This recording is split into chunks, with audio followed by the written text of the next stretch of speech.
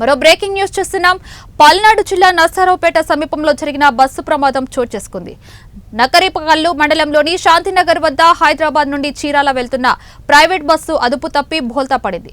ఈ ప్రమాదంలో బస్సులో ప్రయాణిస్తున్న 5గురికి తీవ్ర గాయాలు కాగా ఒక మహిళ బస్సులోనే ఇరుక్కుపోయింది. ప్రమాదం జరిగిన వెంటనే స్థానికులు, పోలీసులు సంఘటన స్థలానికి చేరుకొని సహాయక చర్యలు ప్రారంభించారు. 2 గంటలుగా ఓ మహిళను బయటకు తీసేందుకు పోలీసులు తీవ్రంగా శ్రమిస్తున్నారు.